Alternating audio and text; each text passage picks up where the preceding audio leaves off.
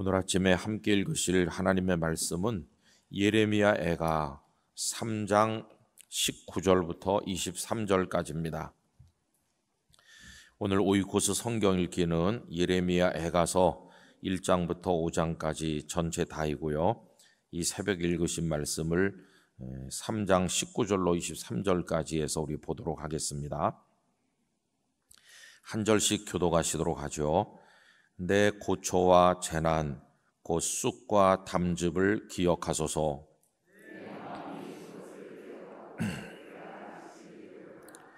이것을 내가 내 마음에 담아두었더니 그것이 오히려 나의 소망이 되었사옴은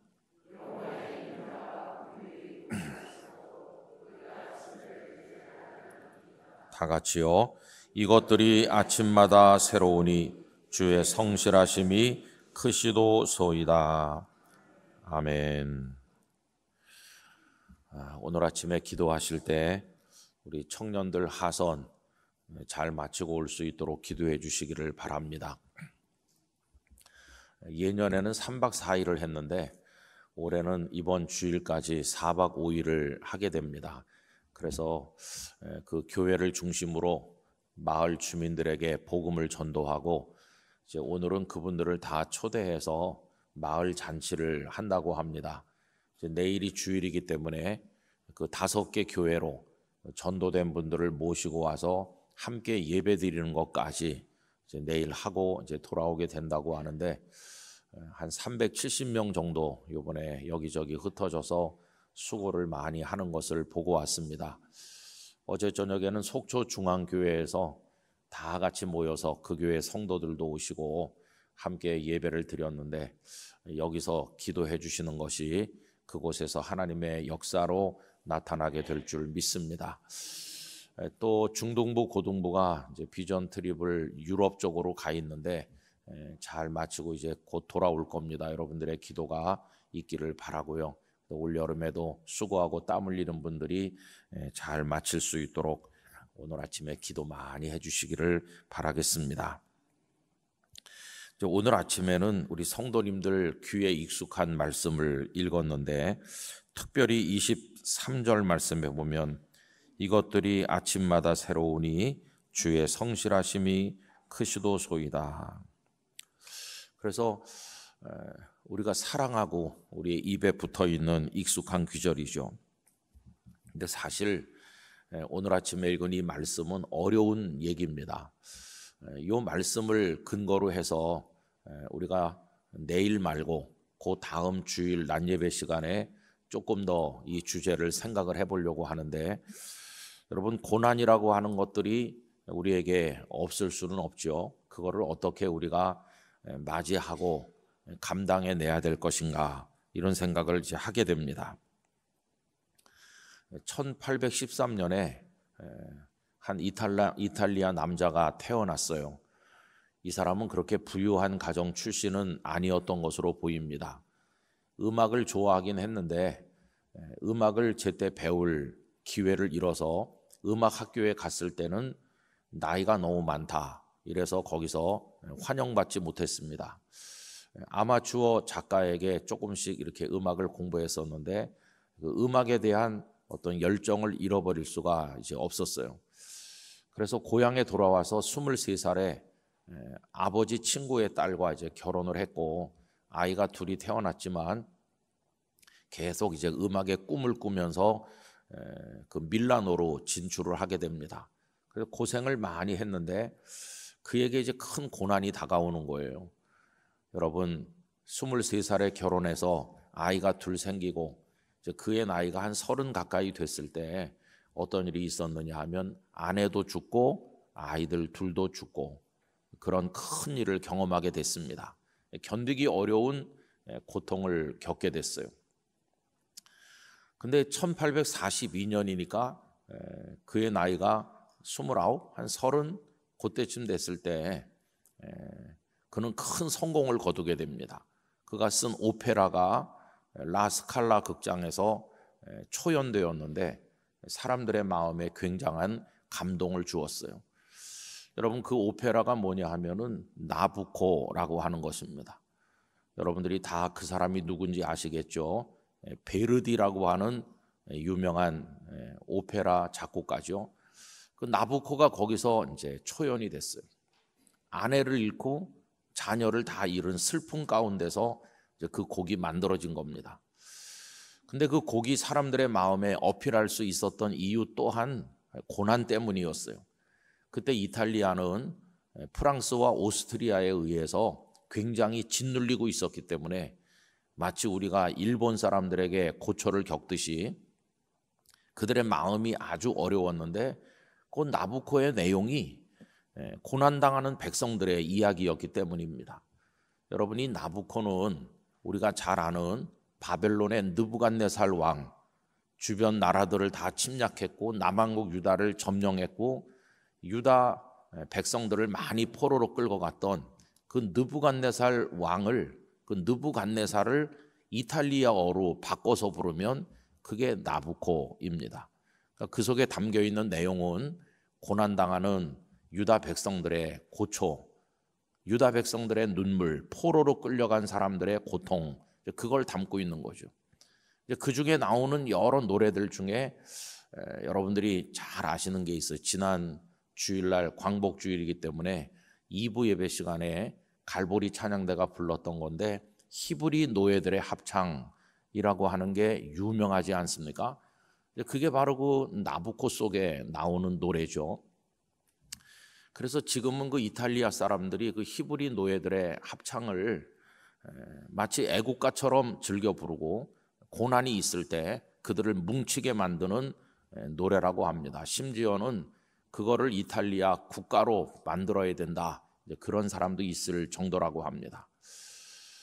그러니까 그들이 다 포로가 돼서 끌려가고 고통받을 때 그 가사 내용이 시편 137편에 있는 포로들이 끌려가서 부르는 눈물의 노래, 그거를 근거로 해가지고 그 가사가 이제 만들어져 있는 거죠.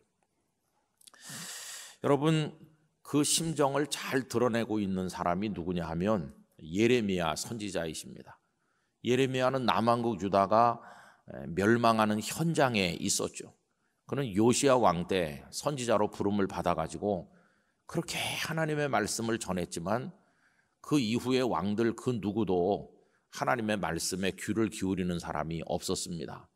그리고는 오히려 이 예레미야에게 린치를 가하고 웅덩이에 가두기도 하고 얼마나 많은 고통을 받았는지 몰라요.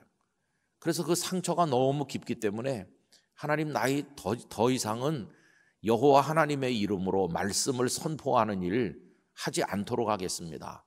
이렇게 선지자의 사명을 포기한 적도 있었는데 그렇게 하고 나니까 막 가슴 속에 불이 붙는 것 같아서 얼마나 괴로운지 견딜 수가 없어서 또다시 하나님의 말씀을 전하는 거죠. 듣는 사람도 없는데 다가오는 건 고난밖에 없는데도 이제 하나님의 말씀을 전했습니다. 그러나 그 결과가 어떠한지는 우리가 잘 알고 있는 것처럼 결국 남왕국 유다는 3차례에 걸쳐서 이 느부갓네살의 침략을 받은 끝에 완전히 멸망했어요.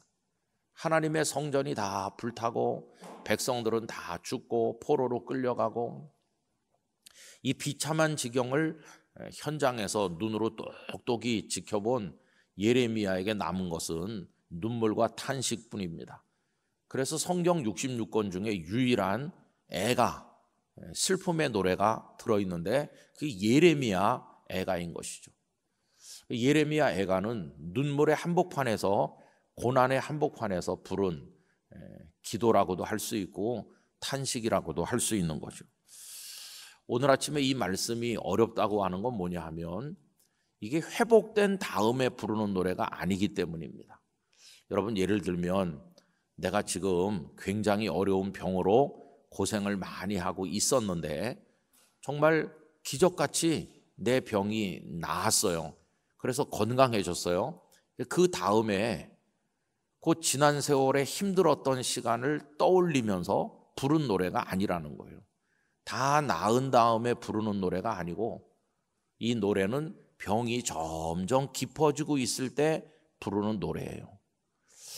여러분, 병이 나은 다음은 이미 고통이 끝난 다음이기 때문에 그 고통을 겪을 때는 죽을 지경이었어도 고통이 끝났기 때문에 그때는 편안해진 다음이잖아요. 편안해진 다음에 부르는 고통의 노래는 별 호소력이 없습니다. 왜냐하면 고통이 끝났으니까. 그런데 그 고통이 진행형일 뿐만 아니라 점점 깊어지고 있을 때 하나님을 바라본다고 하는 것은 정말로 어려운 것이죠. 여러분, 다니엘의 기도 가운데 그 다락방에서 올리는 기도가 있잖아요. 그때 상황이 어떤 겁니까? 사자굴에서 구원받은 다음이 아니라 다리오 왕 이외의 존재에게 기도하면 사자굴에 던져진다고 하는 법령이 선포된 것을 뻔히 알면서도 하나님 앞에 기도할 때거든요. 다시 말하면 사자굴에 들어갈 시간이 점점 다가올 때예요. 사자굴에 들어가서 살 사람이 누가 있겠습니까? 그러니까 그때 다니엘은 죽음을 각오하고 있는 때예요. 죽음을 각오하고 있을 때 그 다락방에서 창문을 열고 하나님 앞에 기도하는데 그 기도가 어떤 기도였습니까? 감사의 기도였어요. 저는 이 성경이 언급하고 있는 여러 가지 감사 중에서 십자가를 앞두신 예수님께서 그 다락방에서 제자들에게 떡을 떼고 잔을 나눠주시면서 드린 죽음을 앞둔 예수님의 감사, 그 기도하고 사자굴을 앞에 둔 다니엘의 감사, 이거는 우리가 상상을 할 수 없는 수준의 감사라고 생각합니다. 그런 기도를 드린 거죠. 여러분, 오늘 아침에 말씀도 가만히 뜯어서 보시면 19절에 이렇게 말해요. 내 고초와 재난, 그 쑥과 담즙을 기억하소서.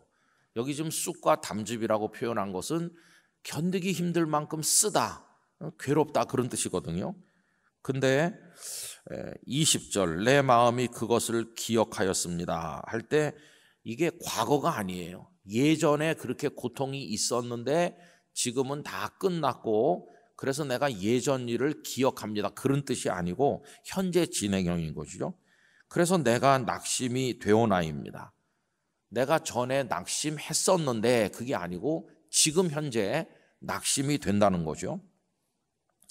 21절 이것을 내가 내 마음에 담아 두었더니, 그 고초와 재난, 쑥과 담즙을 마음에 담아둔 거예요. 예레미야의 마음속을 들여다보면은 기쁨과 감격이 있는 게 아니라 눈물과 탄식과 아픔이 현재 진행형으로 꽉 차 있는 거예요.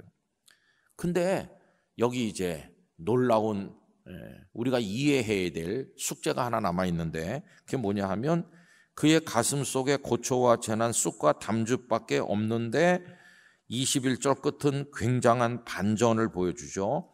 그것이 어떤 반전을 가져옵니까? 오히려 소망이 되었다는 거예요. 여러분, 여기서 우리 그리스도인들이 많이 착각하는 게 있는 거예요. 이 주제가 어렵다고 하는 게 이건데요. 소망이라는 단어가 나오면 우리들은 어떤 생각을 하느냐면 고통이 끝났나? 이렇게 생각해요. 소망이라는 단어가 나왔으니까 그 눈물이 이젠 멈췄나 보다, 이렇게 생각하죠.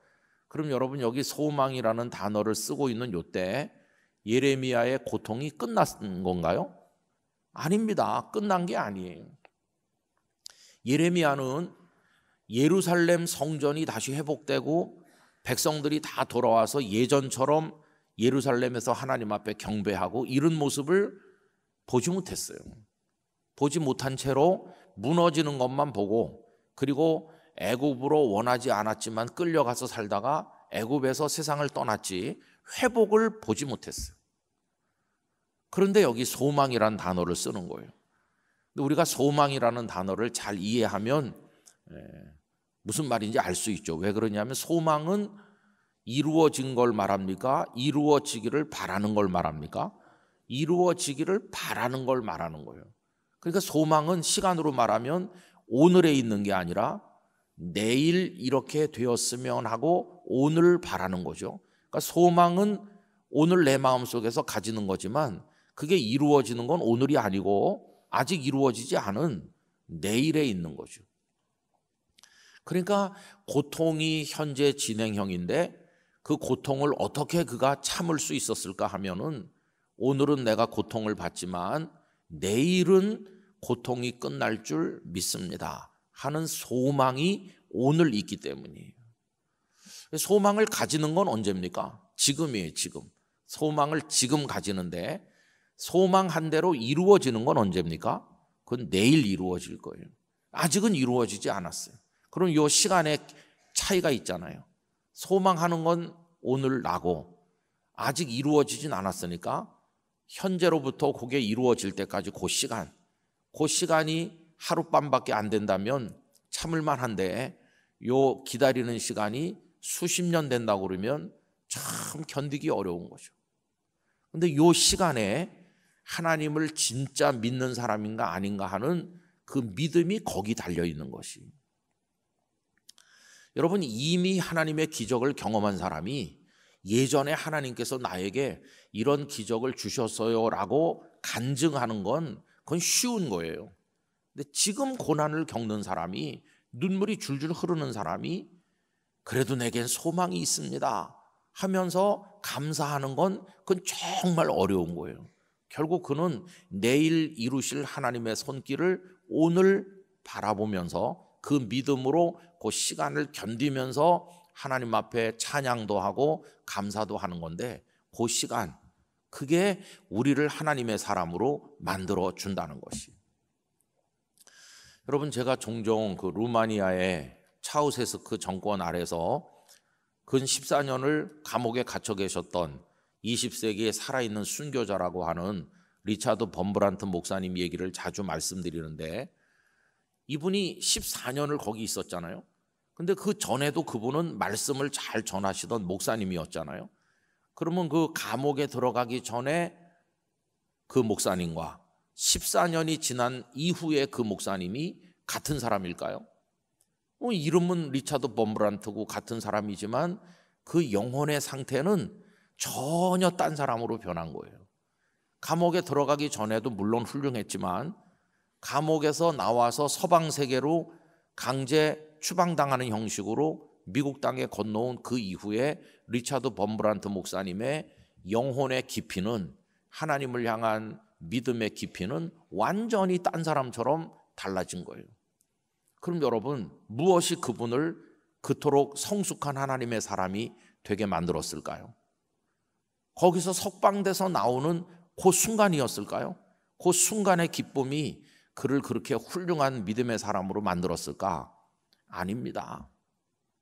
지속되던 고통이 머물러 있는 그 세월 14년에 지속되던 고통이 리차드 범브란트라는 사람을 만들어낸 거예요. 하나님께서는 가끔 우리에게 그런 시간을 주시는 거예요. 내일까지 기다려. 그러면서 그 하룻밤에 시간을 우리에게 요구할 때가 있어요. 그 하룻밤이 그 범브란트 목사님에게는 14년이었던 거죠. 근데 그 기다리는 시간이 괴롭기만 하고 무의미한 시간인 게 아니라 우리를 새로 빚어 만드시는 은혜의 시간이 되었다는 거예요. 바로 그 시간이 하나님과 동행하는 시간인 것이.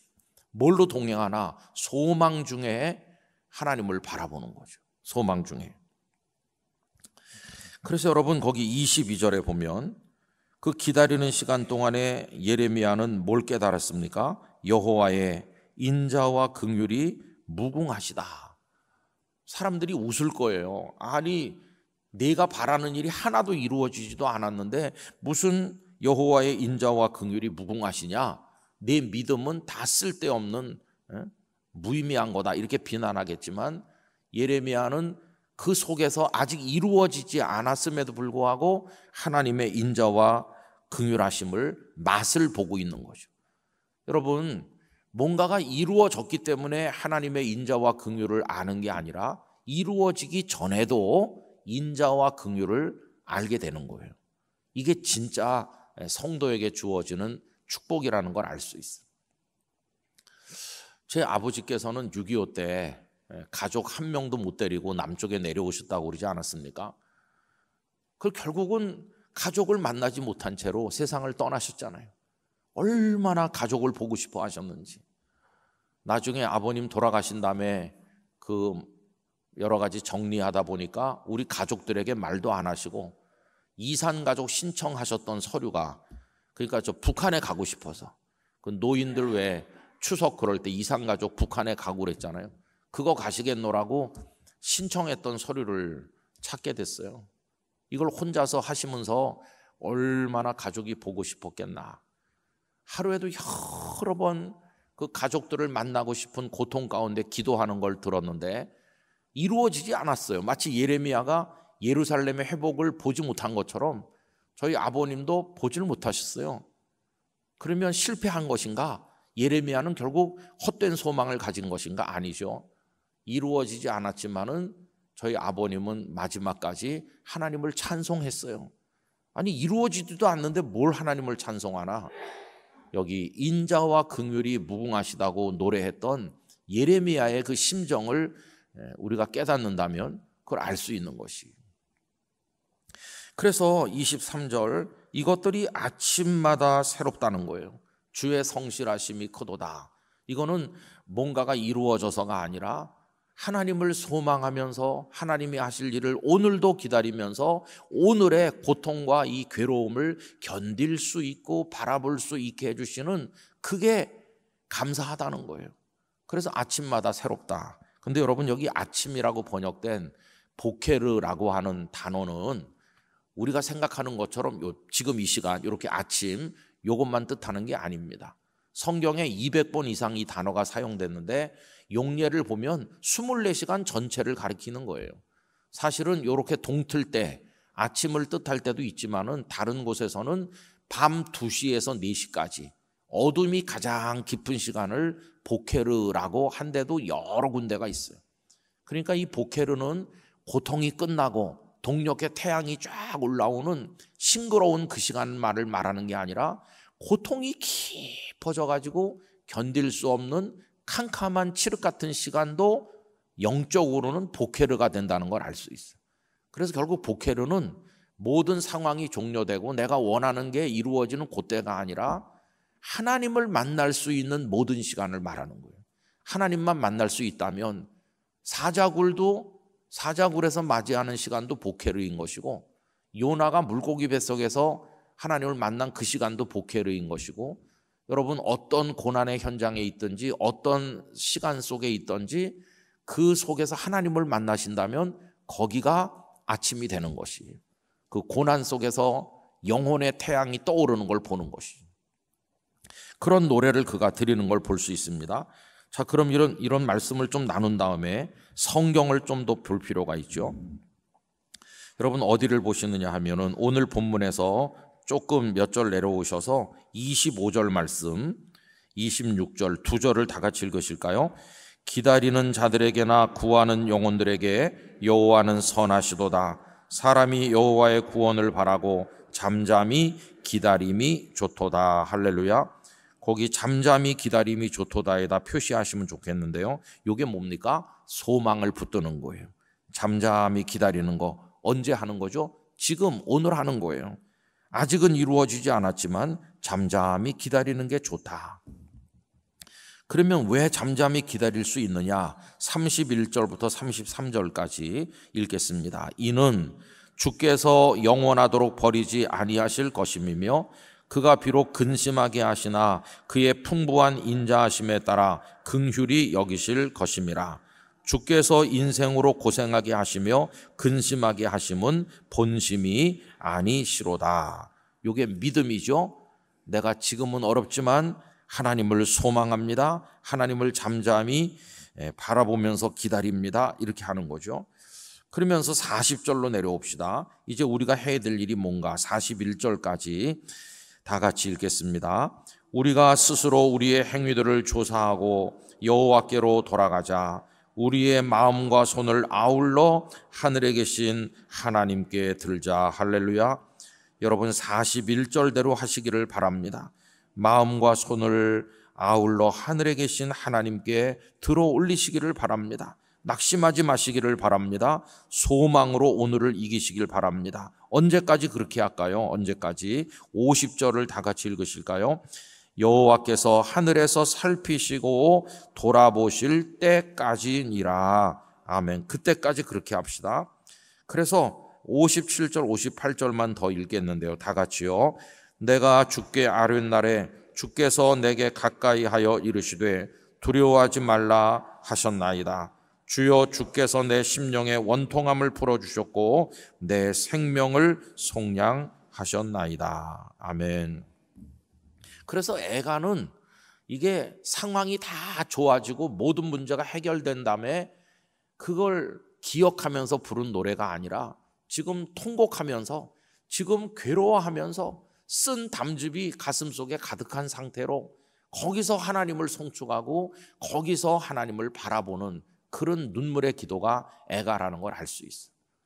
우리는 그 애가를 부르는 시간이 다 끝나기를 간절히 바라지만 뜻밖의 성경은 영적인 축복이 그 시간에 쏟아진다는 것을 우리에게 말해주는 것이죠. 여러분, 그걸 우리가 넘어설 수 있으면 하나님 앞에 정말 믿음의 사람으로 성숙할 수 있게 될 것입니다. 욥기 내용을 우리가 쭉 보잖아요. 욥기가 42장까지 있는데 1장에 그의 재산이 다 없어지고 자식들이 죽고 자기 몸의 건강을 다 잃어버리는 그 1장에 나와요. 회복된 얘기는 어디 나옵니까? 맨 끝에 42장에 나와요. 그러면 그 가운데 들어있는 40장, 40장은 도대체 뭡니까? 이 긴 욥기 40장 내용이 이거예요. 고난이 현재 진행형일 때, 고통이 끝나기는커녕 친구들이 와서 더 마음을 해짓고 어렵게 만드는 그 눈물 흐르는 그 시간 속에서 하나님을 향해 때로는 탄식하기도 하고 원망하기도 하고 때로는 하나님을 소망하기도 하면서 하나님 앞에 울부짖는 그 시간, 그 고통이 진행형인 시간이 그 40장이 그걸 담고 있는 것이, 그게 길어요. 하나님은 그걸 길게 펼쳐놓으시면서 우리로 하여금 그 욥의 고난을 읽게 하시는 건데 바로 그게 중요한 거죠. 저도 우리 성도님들이 목사님 제가 어떤 병에 걸렸어요 이래가지고 이제 같이 기도 제목을 가지게 됐는데 그분이 몇 주 후에 와서 그 병이 나았어요 할 때 그거는 42장에 해당하는 겁니다. 병이 나았어요 하는 거랑 병이 생겼대요 하는 건 1장에 해당하는 겁니다. 근데 사실 그분에게 소중한 시간은 그 가운데 들어있는 고통의 시간이에요. 여러분, 예수님이 십자가에 달리셨고 그 다음에 부활하셨는데 그 고통이 이어진 그 사흘간, 십자가의 6시간과 무덤의 고통에 계셨던 그 시간, 그게 우리를 구원하는 것이. 그래서 그걸 우리가 이해해야 됩니다. 그래서 오늘 참 어렵고 힘든 주제를 애가에서 우리가 읽게 되는데 여러분 가만히 생각해 보시면서 정말 하나님과 동행해야 될 시간은 바로 그 시간이라는 걸 우리가 알아야 되는 것이죠. 우리가 이제 요 다음 주일날 한번 이 주제를 좀 더 생각하면서 고난이 가득한 세상에 사는 우리가 어떻게 그 속에서 하나님을 만나야 되는지 우리가 그걸 좀 더 이야기를 해보면 좋겠습니다. 아마 이 중에도 눈물을 흘리는 분들이 있으실 텐데 지금 이 시간이 그 눈물이 여러분에게 축복이 되시기를 바랍니다. 그리고 잘 이겨내실 수 있는 믿음을 하나님 주시기를 간절히 기원하고 그 끝은 42장의 욥처럼 되는 아름다운 결과를 주실 줄로 믿습니다. 이 예레미야는 그걸 자기 당대에 보지 못했지만 수십 년 후에 예루살렘이 회복된 것처럼 하나님께서 우리를 신원하실 날이 있을 줄 믿고 오늘에 승리하는 그런 성도들 다 되시기를 간절히 기원합니다. 기도하겠습니다. 존귀하신 아버지 하나님, 애가를 불렀던 예레미야의 상황과 심정을 저희들이 이해해 봅니다. 고통이 끝났기 때문에 부른 노래가 아니라 고통 한복판에서 부른 노래요. 그런데 놀랍게도 그것은 소망의 노래였으며 인자와 긍휼을 맛보는 사람의 기도였습니다. 그것이 우리에게 무엇을 말해주는지 알게 하여 주옵소서.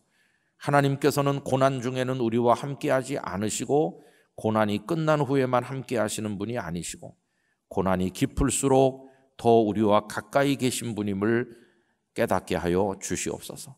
그래서 고난의 한복판에서도 하나님을 송축했던 믿음의 선배들처럼 저희들도 그런 깊은 믿음에 도달하게 하여 주옵소서. 내일은 거룩한 주일입니다. 하나님께 잘 준비된 예배자로 서게 하시고 우리 올 여름에 교육 행사며 여러 섬김이 선교의 행사가 진행 중에 있사오니 하나님께서 끝까지 보호하시고 인도하여 주옵소서. 이 새벽 성도들이 각자 가지고 나온 기도 제목들이 있는데 하나님 살펴주시고 그 눈물의 기도를 연락하여 주시옵소서. 주 예수님의 이름으로 간절히 기도드리옵나이다. 아멘.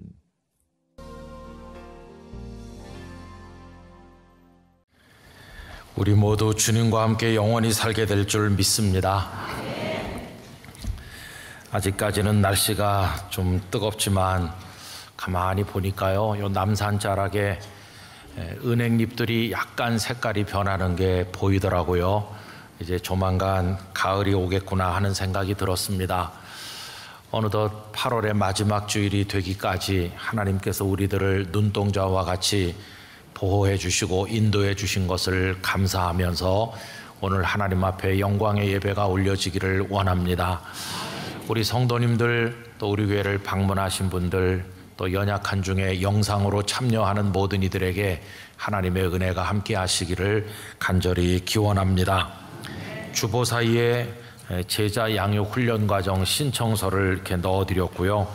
또 부스에 가시면 주보에는 넣어드리 못했지만 우리 교회 전 부서가 하고 있는 훈련 프로그램이 이렇게 앞과 뒤로 빼곡하게 정리 요약된 이런 브로셔를 받으시게 될 것입니다. 이거 집에 가셔서 공부해 보시면 내가 어떤 모임에 언제 가서 내 믿음의 성장을 위해 훈련받을 수 있겠구나 하는 거 아실 수 있으니까 여러분들이 꼭 그렇게 참여해 주시기 바라고, 또 오늘은 특별히 사회봉사의 날로 우리가 지키는 주일이기도 합니다. 이웃을 사랑하는 것에 관해서 생각하시고 또 여러분들의 참여가 있으시기를 부탁드립니다. 오늘 읽은 이 본 말씀은 지난 8월 17일 토요일 날 새벽기도 시간에 나눴던 말씀인데요. 그날 새벽에 시간이 좀 부족하기 때문에 주일 낮에 한 번 더 말씀을 나누겠노라고 했던 본문입니다. 그래서 오늘 예레미야 애가서 말씀을 읽었는데 오늘 말씀을 나사로 이야기에서 시작을 해보려고 합니다. 예수님께서는 이 땅에 메시아로 사시는 동안에 죽었던 사람 3명을 살리셨는데 그 중에 한 사람이 베다니의 마르다와 마리아의 오라비인 나사로입니다. 그런데 나사로를 살리는 대목을 읽어보면 좀 이상한 말씀이 하나 있는데 그건 예수님께서 우셨다는 말씀입니다. 요한복음 11장 35절에 보면 예수께서 눈물을 흘리시더라고 되어 있습니다. 아니, 사람이 죽었으니까 우시는 거지, 그게 자연스러운 건데 왜 이상하다고 하나, 이런 생각을 하실 분도 계실 겁니다. 그게 이상하다는 건 이런 이유입니다.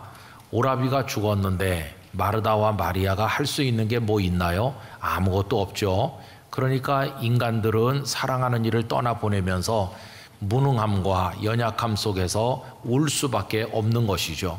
우리도 사랑하는 분들을 보내면서 울지 않습니까? 슬프게. 그런데 예수님께서는 우리와 다르시다고 하는 겁니다. 그분은 생명이시고 그분은 전능하셔서 죽은 자를 살려내시는 분이시지 않습니까? 그러니까 다른 사람들은 울고 있더라도 예수님은 우시면 안 될 것 같죠. 오히려 우는 사람들의 눈물을 닦아주시면서 마리아 마르다 울지 마라, 내가 너희 오라비를 곧 살려준단다. 울지 말래도 이렇게 하셨어야 될 것 같은데 예수님께서는 무덤 앞에서 그녀들과 함께 우셨다는 겁니다. 생명이신 주님께서 왜 무덤 앞에서 우시는지 그게 참 이상하게 여겨진다는 겁니다. 울지 않으셔도 될 주님은 왜 우셨나? 이게 오늘 이 시간에 생각해 보려고 하는 문제 제기입니다. 여러분, 여기서 우리는 예수님과 우리가 다르다는 것을 생각하게 되는데 만약에 우리가 예수님의 입장에 있었더라면 우리는 어떻게 했을까요? 우리는 나사로를 곧바로 살려냈을 겁니다. 울지 말라고 하면서. 그래서 나사로의 죽음이 가져온 슬픔으로부터 곧바로 나사로가 살아남으로써 가져오는 기쁨으로 우린 직행했을 겁니다. 그런데 예수님께서는 그렇게 하지 않으시고 나사로가 죽음으로 가져와진 이 슬픔에 계속 머물러 계시면서 그녀들과 함께 우는 시간을 그 중간에 가지셨다는 겁니다. 그래서 그 여인들과 함께 울고 난 다음에 나사로를 살려내신 거죠.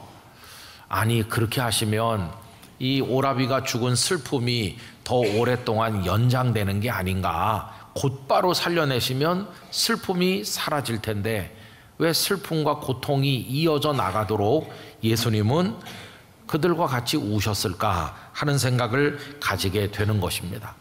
그런데 여러분, 여기 바로 정말 깊은 주님의 뜻이 있다는 것을 깨닫게 되는 것이죠. 그게 뭐냐 하면요, 예수님은 죽은 나사로가 살아나는 은혜도 그 여인들에게 주시지만 그거보다 훨씬 더 큰 은혜를 주시려고 했던 것입니다. 훨씬 더 큰 은혜가 뭐냐 하면 생명이신, 사랑이신 예수님 당신 자신을 그 여인들에게 주시려고 했다는 것이에요. 여러분, 이게 금방 잘 이해가 안 되실 수 있습니다. 그래서 제가 예를 하나 들어보려고 합니다. 초등학교 다니는 아들 녀석이 막 엄마를 부르며 뛰어들어옵니다. 엄마, 엄마, 배가 너무 고파. 그러면 엄마가 할 수 있는 일이 뭐가 있을까요? 돈을 좀 주면서 옆에 편의점에 가서 삼각김밥 사 먹어, 이렇게 할 수 있죠. 김밥이 동그란 거밖에 없는 줄 아셨던 분들은 오늘 삼각형도 있다는 것을 맛보시기를 바랍니다. 허기가 굉장히 질 때 삼각김밥이 괜찮거든요.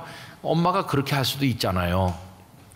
그런데 엄마는 그렇게 안 하고 손 좀 씻고 와, 그리고 좀 기다려. 아니, 배가 고프다고 하는데 엄마는 기다리라고 하는 겁니다. 그러면서 쌀 씻어 밥 안 치고 반찬 만들고 국을 끓이는데 1시간 이상 기다려야 되는 거죠. 아니, 엄마는 삼각김밥 사 먹게 하면 금방 배고픔이 해결될 건데 왜 배고픔의 고통을 이어나가면서 기다리게 하는지 참 엄마 이상해, 이렇게 생각 들지만 왜 그렇게 할까요? 그 엄마니까 그렇게 하는 겁니다. 엄마니까. 엄마는 편의점 주인하고 다르거든요. 편의점 주인은 돈 주면서 삼각김밥 주세요, 그러면 주문 끝나요. 그걸로 끝입니다. 그러나 엄마는 생각이 다른 거죠. 엄마는 배고픈 아들의 배가 불려지도록 먹을 걸 주는 것만이 목적이 아니고 엄마는 그 아이를 옆에 두고 같이 기다리고 밥이 익어가는 시간을 통해서 그 아이로 하여금 날 사랑하고 밥을 지어주는 엄마가 있구나 하는 것을 알게 하는 것이에요. 다시 말하면 어머니는 그 어머니의 마음에 있는 아들에 대한 사랑을 주길 원하고, 더 궁극적으로 말하면 엄마 자신을 아들에게 주기를 원한다는 것이에요. 아들 녀석이 손 씻고 와서 배고파 이렇게 하면 좀 앉아 있어 이렇게 합니다. 너 엄마 밥하는 거 정말 오래간만에 보지? 아닌 게 아니라 다 차려놓은 다음에 와서 밥만 낼름 먹고 가곤 했는데 그날은 엄마 옆에 앉아서 엄마가 밥을 짓는 걸 보는 거예요. 기다리면서 배고픔을 참고 이제 그 시간에 엄마와 아들이 대화를 시작하는 겁니다. 엄마는 참 기뻐. 우리 아들이 이렇게 튼튼하고 씩씩해서 열심히 뛰어다니고 배가 고프다고 하니까 너무 감사하네. 언제든지 엄마가 맛있는 밥을 줄게. 이렇게 하면서 엄마가 얘기하죠. 세상에는 배고픈 사람이 많단다. 배만 고픈 게 아니야. 밥을 해줄 엄마도 없는 애들이 얼마나 많은지 몰라. 너는 하나님 앞에 감사해야 돼. 아들 녀석이 고개를 끄덕끄덕합니다. 너 엄마가 이렇게 기도하는 거 알지? 잘 자라서 이 세상에 배고프고 불쌍한 사람, 많은 사람을 도와주는 멋있는 사람 되게 해달라고 엄마가 너 위해서 매일 기도하는 거 알지? 알지 그럼. 그러면서 이 아들 녀석이 말합니다. 나 불쌍한 사람 많이 도울 거야. 그러니까 빨리 밥 줘. 그럽니다. 그렇게 두런두런 얘기를 하는 동안에 이제 밥상이 차려지는 거예요. 여러분, 그러면 그 아들이 배가 부르다 하는 걸 느끼는 순간이 언제일까요? 밥을 떠서 입으로 넣는 그 순간일까요? 물론 밥을 먹음으로 위장을 채울 수 있어요. 그런데 또 하나의 위장이 있는 거죠. 그게 뭐냐 하면 날 사랑하는 엄마가 있구나. 엄마는 언제든지 귀찮다고 하지 않고 이렇게 맛있는 밥을 지어주는구나 하면서 엄마의 사랑을 먹음으로 이 아이의 영혼이 벌써 행복으로 배불러지고 있다고 하는 것이에요. 이 엄마와 아들이 언제 가까워질까요? 돈 주면서 삼각김밥 사 먹어라. 그때 어머니와 아들이 가까워질까요? 아닙니다. 기다리는 그 시간을 통해서 엄마가 밥을 짓는 수고를 하는 걸 옆에서 보면서 배고픔을 참으면서 엄마와 아들은 함께 함으로써 가까워지고 이 아이는 엄마가 있다는 것 때문에 한없는 행복을 경험하게 된다는 것이. 그래서 여러분, 삼각김밥보다 엄마 밥이 훨씬 위대한 이유가 바로 거기에 있는 거예요. 오늘부터 밥을 해주시기 바랍니다. 그래서 이 아들 녀석은 배고픔을 참고 기다리면서 와, 나한테는 엄마가 있어, 너무 행복해, 이렇게 엄마로 인해서 마음속에 뭔가가 채워지는 것처럼 예수님께서 무덤문 앞에서 마리아와 마르다와 함께 울어주시는 그 시간, 그 슬픔을 공감하고 나누는 시간을 통해서 마르다와 마리아는 주님이 이렇게 우리를 사랑하는구나, 정말로 진심으로 애통하시면서 우리의 슬픔에 참여하시는구나, 우리에게는 주님이 계시는구나, 마치 그 아이가 엄마가 있다는 걸 다시 한번 확인하는 것처럼 이 여인들은 주님이 계시다는 걸 확인하고 큰 힘을 얻게 된다는 것입니다. 여러분, 주님께서 여인들과 공감하는 모습이 요한복음 11장 33절에 나옵니다. 예수께서 그가 우는 것과 또 함께 온 유대인들이 우는 것을 보시고 심령의 비통히 여기시고 불쌍히 여기사. 주님의 아파하는 마음이 이 여인들 속으로 스며들어가고 이 여인들은 주님이 사랑하신다는 걸 마음속으로 느끼면서 슬픔 속에서도 힘을 얻게 되는 것이죠. 이런 감정의 소통과 공감은 편의점 주인은 가지지 못하는 거예요. 편의점 주인은 돈 내면 그냥 삼각김밥 주문 끝나요. 아무런 감정의 교류가 없어요. 그러나 엄마와 아들은 밥을 짓는 동안에 많은 걸 교류하고 우리는 엄마와 아들 사이고 서로 사랑한다는 걸 확인하는 것처럼 예수님은 무덤 앞에서 우시는 시간을 통해서 그 여인들과 그런 공감을 나누심으로 당신을 그 여인들에게 주신 것을 우리가 확인할 수 있다는 것입니다. 여러분, 이런 걸 가리켜서 뭐라고 하느냐 하면 위로라고 하는 것입니다. 예수님께서 말씀하신 8복, 8가지 복 가운데 두 번째 복이 위로받는 복이죠. 마태복음 5장 4절, 애통하는 자는 복이 있나니 그들이 위로를 받을 것이며. 애통하는 사람이 복을 받는데 위로라는 복을 받는 거예요. 근데 여러분, 위로가 복이 된다는 것을 좀 느끼실 수 있나요? 어떤 분들은 위로가 무슨 소용이 있어 이렇게 말합니다. 하긴 그 말도 일리가 있어요. 위로는 아무 소용이 없는 것 같을 때도 있어요. 왜 그러냐 하면 사랑하는 어머니가 세상 떠나서 슬퍼하는 친구에게 찾아가서 울지 마, 너무 슬퍼하지 마, 시간이 지나면 좀 나아질 거야, 내가 매일같이 와줄게, 이렇게 온종일 위로한다고 해서 뭐 달라진 게 있나요? 돌아가신 친구 어머니가 살아났나요? 아닙니다. 어머니는 돌아가신 그대로 있고 아무것도 달라진 게 없어요. 그래서 어떤 분들은 그거 위로 그거 다 소용없는 거라고, 하나도 상황 변화를 시키지 못한다고 이렇게 말씀할 수도 있을 것 같아요. 근데 여러분, 예수님은 위로받는 게 복이라고 방금 전에 읽은 말씀에서 말씀하셨잖아요. 상황이 달라지지 않는데 그게 왜 복인가? 여러분, 전에도 한두 번 말씀드린 것처럼 이 얘기를 또 해보면 아기를 잃은 젊은 엄마가 있어요. 목사님과 성도들이 가서 온종일 위로하는 거죠. 여러 가지 말로 예배 드리면서 하나님께서 또 다른 아기를 주지 않겠느냐 뭐 여러 얘기를 하는데 이 엄마는 계속 울면서 슬퍼해요. 그래서 이 목사님이 어떻게 할 수가 없는 거예요. 그런데 따라갔던 나이 많은 권사님이 이 아기 엄마 곁으로 다가가더니 이렇게 끌어안고 등을 두둑두둑 하면서 귓선에다 대고 뭐라고 몇 마디 하니까 좀 있으니까 아기 엄마가 눈물을 닦고 권사님 감사합니다, 제가 힘내서 살아보겠습니다, 이런 거예요. 목사님이 굉장히 당황했습니다. 난 아무 걸 못 해주는데 권사님은 몇 마디 말하니까 해결됐거든요. 그래서 목사님이 집에 오면서 권사님한테 물어봤다는 거 아닙니까? 권사님 뭐라고 말했는데 그렇게 됐는지 좀 알려주세요. 그러니까 권사님이 목사님은 할 수 없는 말을 제가 했습니다. 제가 할 수 없는 말이 뭔데요? 내가 이렇게 말했죠. 애기 엄마 울지 마. 나는 아들을 둘이나 보내고 살고 있는 중이야. 하나님께서 나에게 힘 주셔서 오늘까지 살게 하셨으니까 애기 엄마에게도 힘을 주실 거야. 힘내. 이렇게 말했죠.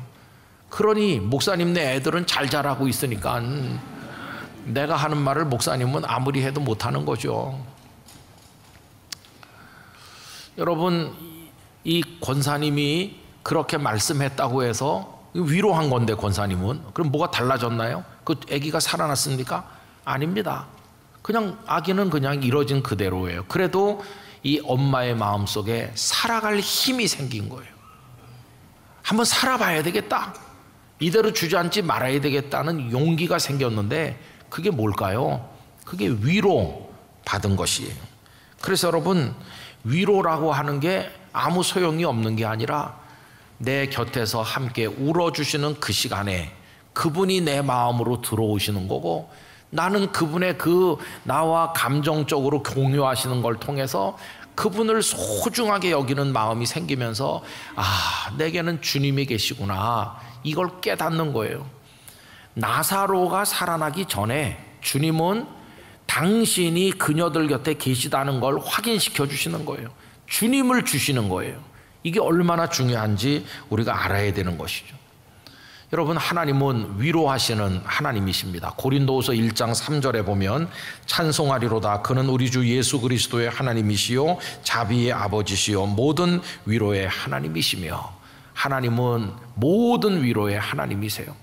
이 고린도후서가 기록될 당시에 사도 바울은 굉장히 힘들었습니다. 고린도 교회 교인들이 바울을 오해하고 비난하고 바울이 전한 복음을 배척하고 이런 어려움을 겪을 뿐만 아니라 바깥으로부터는 전도자가 겪는 환난과 핍박이 중첩돼서 아주 어려운 지경에 있었는데 하나님께서 바울을 위로하셨어요. 그래서 바울이 살아갈 힘을 얻었고 그 어려움 중에도 계속 복음을 전도할 용기를 가지게 되었는데 그게 위로였어요. 그래서 그는 하나님을 모든 위로의 하나님이시라고 고백을 하게 된 것입니다. 상황이 뭐 확 달라졌나요? 아니에요. 물론 고린도 교회 교인들이 바울을 오해했던 게 좀 해소가 됐고 바울에게 미안하다는 말도 했고 그래요. 그렇지만은 큰 틀에서 보면 이 전도자 바울이 겪었던 환난과 핍박은 날이 갈수록 더 심해지고 나중에 감옥에 갇히고 고생하시다가 결국은 로마에서 순교의 제물이 되지 않았습니까? 그러니까 상황이 달라진 게 없는 거죠. 그런데도 이 바울은 끝까지 전도자의 길을 걸어가면서 그 사명을 감당할 수 있는 힘을 하나님으로부터 얻었던 것이고, 이 아이가 엄마가 차린 밥을 떠먹기 전에 벌써 아, 내게는 엄마가 있어 그러면서 행복해진 것처럼 여기 이 바울도 그 어려운 상황은 계속되지만 하나님이 주시는 은혜와 그 품에 안긴 기쁨으로 인해서 행복을 느끼면서 그 전도자의 길을 걸어갈 수 있었다고 하는 것이에요. 여러분, 바울은 이렇게 하나님의 위로를 받았을 뿐만 아니라 위로를 받았기 때문에 또 남을 위로해 줄 수도 있었어요. 고린도후서 1장 4절에 보면요, 우리의 모든 환난 중에서 우리를 위로하사 우리로 하여금 하나님께 받는 위로로서 모든 환난 중에 있는 자들을 능히 위로하게 하시는 이시로다. 내가 하나님이 내 곁에 계심을 알고 힘을 얻었기 때문에 그 힘으로 또 어려움 당하는 다른 사람을 위로해 줄 수 있다. 바울은 그런 삶을 살아가신 거죠. 그러므로 여러분, 괴롭고 힘들고 상황이 어려워서 내 눈에 눈물이 비오듯이 흐르는 그 시간에 옆에 주님이 서 계셔서 내가 흘리는 눈물보다 더 많은 눈물을 흘리면서 내 안으로 들어오고 계시다는 사실을 깨닫게 되시기를 바라는 것입니다. 그 시간에 주님은 당신을 우리에게 주시는 것이고 나는 그 주님을 영접하면서 주님 속으로 들어가는 것이고 주님과 우리 사이의 연합과 하나됨의 역사가 이루어진다는 걸 기억하시기를 바라는 것입니다. 여러분, 오늘 읽은 예레미야 애가서로 잠깐 돌아가 보면요, 이 말씀은 남왕국 유다가 멸망하는 현장을 지켜보던 예레미야의 눈물의 기도요, 탄식의 기도죠. 예레미야 애가잖아요. 그러면 예레미야는 한 나라가 무너지는 과정을 수십 년을 지켜보면서 도대체 그 어려움을 어떻게 견뎌냈나 이렇게 물어본다면 예레미야는 하나님이 곁에 계시다는 걸 깨닫고 하나님의 위로를 받는 법을 터득했기 때문에 그 속에서 견디면서 예언자의 길을 끝까지 걸어갈 수 있었던 것입니다. 여러분, 오늘 본문 말씀 19절에서 23절을 우리 화면을 보면서 다 같이 읽어보도록 합시다. 내 고초와 재난 곧 쑥과 담즙을 기억하소서.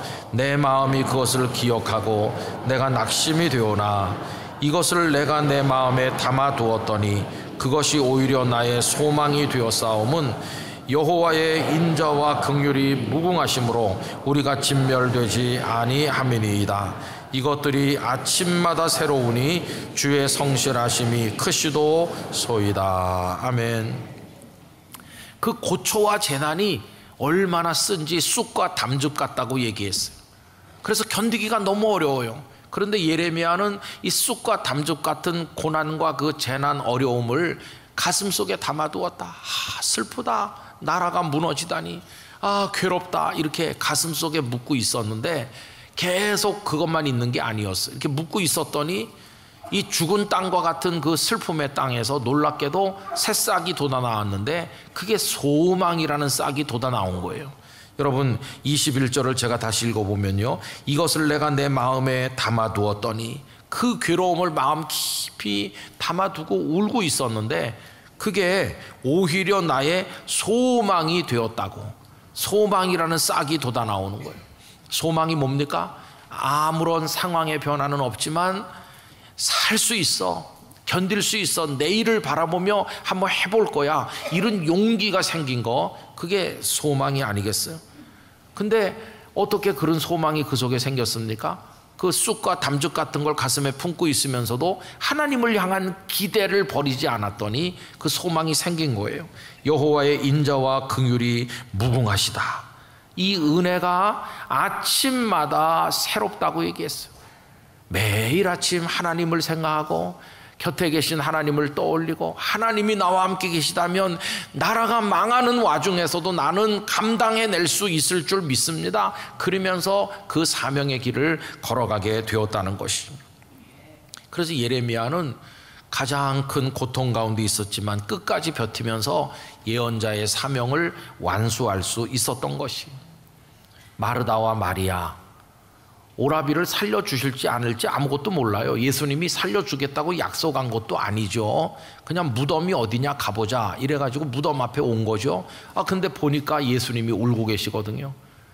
이분이 이렇게 우리를 사랑하시는구나, 이렇게 우리 마음을 알아주시는구나, 위로를 받는 거죠. 아직 오라비가 살아나지 않았지만 이미 그것만으로도 마르다와 마리아는 버티면서 살아갈 수 있는 용기가 생겼습니다. 주님의 그 눈물로 이미 우리에게 힘을 주셨습니다. 이런 고백을 할 수 있는 사람들이 되었다는 것입니다. 여러분, 그게 주님의 위로인 것이에요. 그래서 그 다음 장인 요한복음 12장에 가보면 마리아가 그 옥합을 깨뜨려서 향유, 아끼던 향유를 예수님께 그냥 다 부어드리는 장면이 나오잖아요. 헌신의 여성이 됐는데 그 어떻게 그렇게 할 수 있게 됐냐?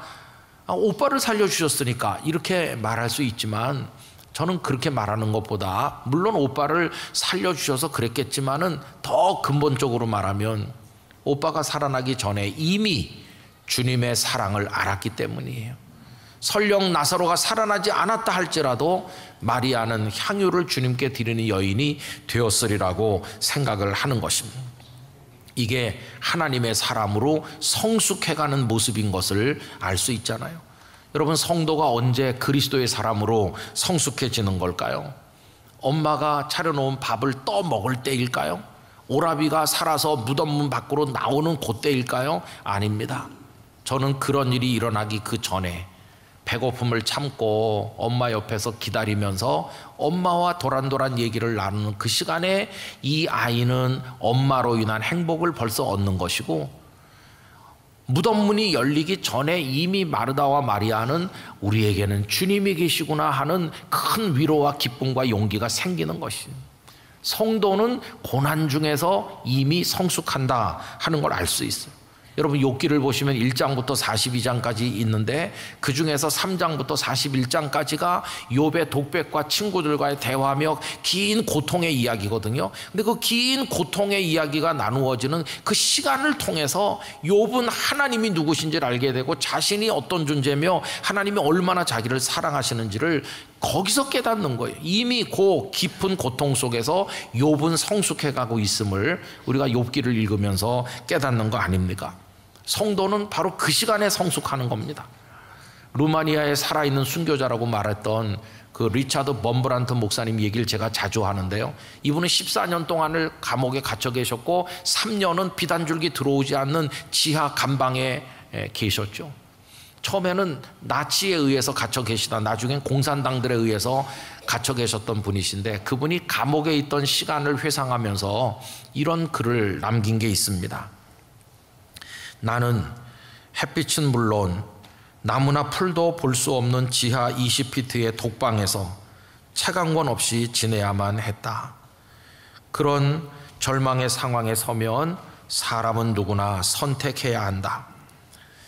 내가 어떤 선택을 했는지를 언젠가 단 한 번 보았지만 잊을 수 없는 일본 그림을 이야기함으로써 설명할 수 있을 것 같다. 이 목사님이 일본 그림을 하나 본 거예요. 이제 그 그림 얘기를 해보는 겁니다. 그 그림 한쪽의 책상에는 탐스러운 꽃이 담긴 화병이 있었다. 책상 곁에는 TV가 있었고 마침 한 사람의 목이 잘리는 끔찍한 장면이 비춰지고 있었다.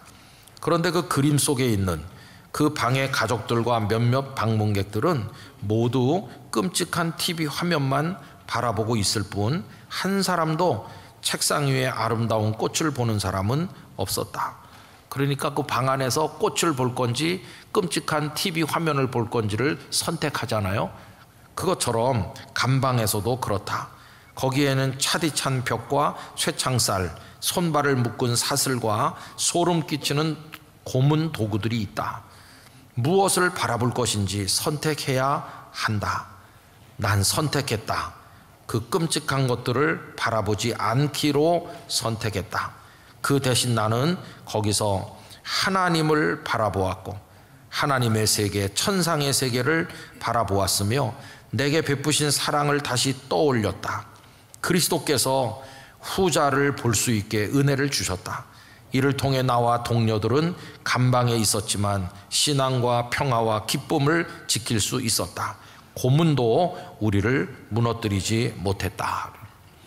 감옥에 있을 때 그 끔찍한 고통의 모습을 바라볼 것인지 아니면 그 고통 속에서도 같이 계시는 주님을 바라볼 것인지를 믿음으로 선택해야 되는데 이 범브란트 목사님은 칠흑 같은 어둠 속에서도 주님을 바라볼 수 있었다는 것이, 여러분 이분이 영적으로 그렇게 세계적인 영적 거성으로 성숙한 건 언젠가 감옥문이 열리면서 넌 서방 세계로 추방된다 그러면서 석방돼 나오는 그 순간에 그분의 믿음이 쑥 성숙했을까? 아닙니다.